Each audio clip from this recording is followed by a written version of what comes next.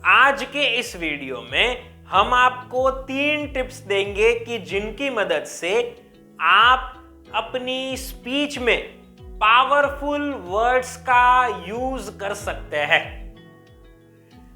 हमारी तरफ से सबसे पहली टिप को दे इससे पहले कहना चाहेंगे कि इस वीडियो में जो हम तीसरी टिप देने वाले हैं वो पर्सनली मेरी फेवरेट टिप है, तो इसे अवश्य सुनिएगा।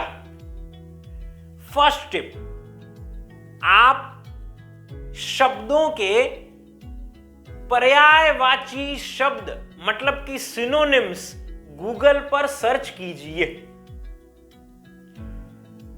मैं आपको कहना यह चाहता हूं कि अगर आप ऐसा चाहते हैं कि आप जल्दी से पावरफुल वर्ड्स का अपनी स्पीच में इस्तेमाल कर सके, तो उसके लिए आप गूगल पर सीधा सर्च कीजिए।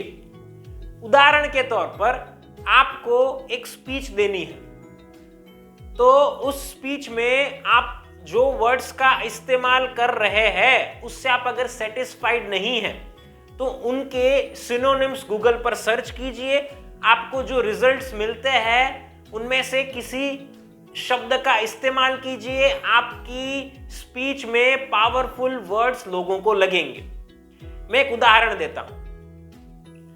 मान लीजिए कि मुझे एक स्पीच में ऐसा बोलना है कि बातचीत की कला को इम्प्रूव करने के लिए हमें नई नई टेक्निक्स सीखनी चाहिए और उनकी प्रैक्टिस करनी चाहिए। अब यहां पर जो शब्द बातचीत है उसका मैं उपयोग नहीं करना चाहता हूं, लेकिन मैं कोई और पावरफुल वर्ड का यूज करना चाहता हूं, तो मैं गूगल पर सर्च करूंगा बातचीत सिनोनिम्स इन हिंदी। तो मुझे संवाद, वार्तालाप इत्यादि शब्द मिल जाएंगे। मैं इनका इस्तेमाल कर सकता हूं और मेरी स्पीच को और पावरफुल बना सकता हूं। अब ये जो मैं आपको तरीका बता रहा हूं वो तरीका आपको तब यूज करना है कि जब आपके पास लिमिटेड टाइम है और आपको अपनी स्पीच के लिए तैयारी करनी है। आगे बढ़ते हैं और आपके भाषण में पावरफुल शब्दों का उपयोग करने के लिए जो मेरी तरफ से दूसरी सलाह है वह है कि आप जब भी कुछ रीड करते हैं उस वक्त नए शब्दों को गूगल पर सर्च कीजिए। यह तरीका ऐसा तरीका है कि जो आपको फंडामेंटली स्ट्रांग बनाएगा, मतलब आपकी वोकेब्युलरी को, आपकी शब्दावली को बेहतर बनाएगा। आप कुछ भी रीड कर रहे हैं, चाहे वो किताब हो, न्यूज़पेपर हो या कोई लेख हो, तो पढ़ते समय अगर कोई नया शब्द आपके सामने आता है तो उस नए शब्द को गूगल पर सर्च कीजिए। गूगल पर उसे आप सर्च करेंगे तो आपको उसका अर्थ पता चलेगा,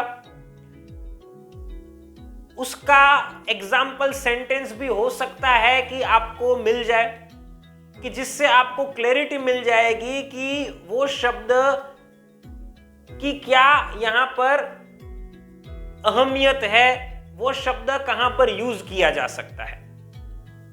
जैसे कि मैं आपको मेरा एग्जाम्पल दूं, तो मैं मेरी रीजनल लैंग्वेज गुजराती में बुक्स रीड करता हूं, हिंदी में भी बुक्स पढ़ता हूं, इंग्लिश में भी रीडिंग करता हूं।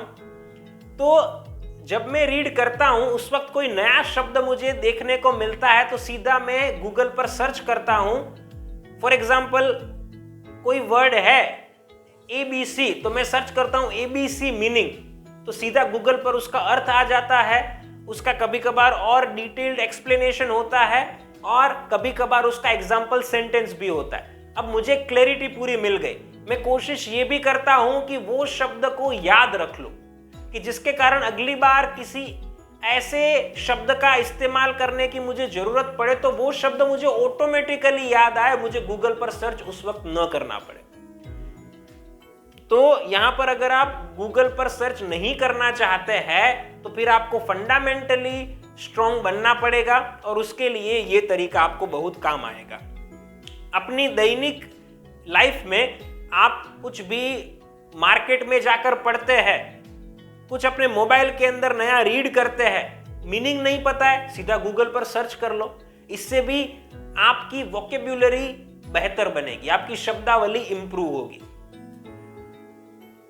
तो ये मेरी तरफ से आपके लिए दूसरी सलाह थी, इसे अवश्य फॉलो कीजिएगा।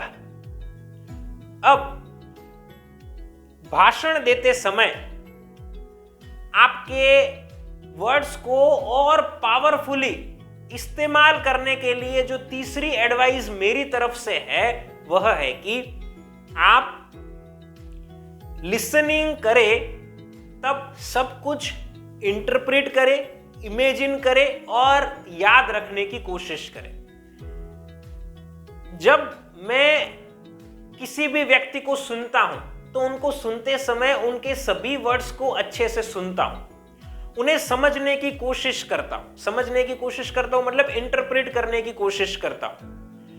इंटरप्रेट करने के लिए आप अगर चाहे तो इमेजिन कर सकते हैं, उस पर्टिकुलर सेंटेंस को सुनते समय, वर्ड्स को सुनते समय एक चित्र अपने दिमाग में ला सकते हैं। जब आप ये करेंगे तो आप उन शब्दों को याद रख पाएंगे, उसकी पूरी पॉसिबिलिटी होगी।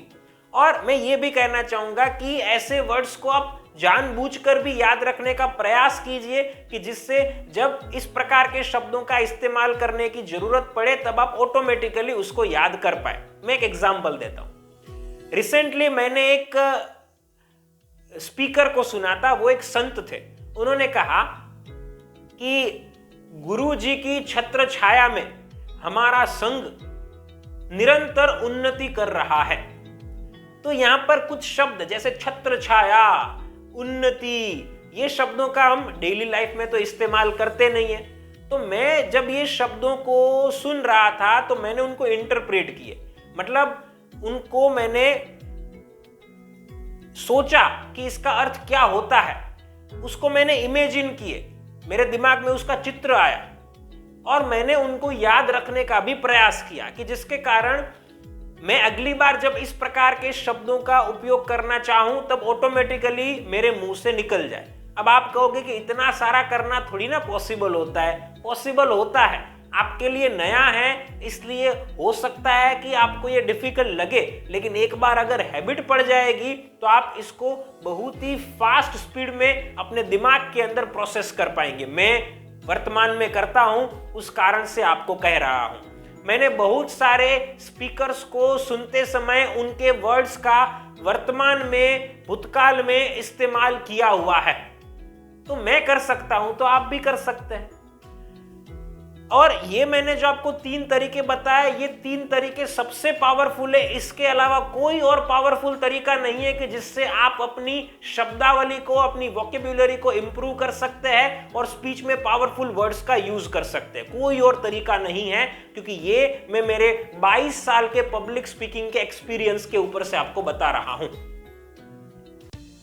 तो साथियों, इस वीडियो में मैंने आपको 3 टिप्स दी कि जिन्हें फॉलो करके आप अपनी स्पीच में पावरफुल वर्ड्स यूज कर सकते हैं।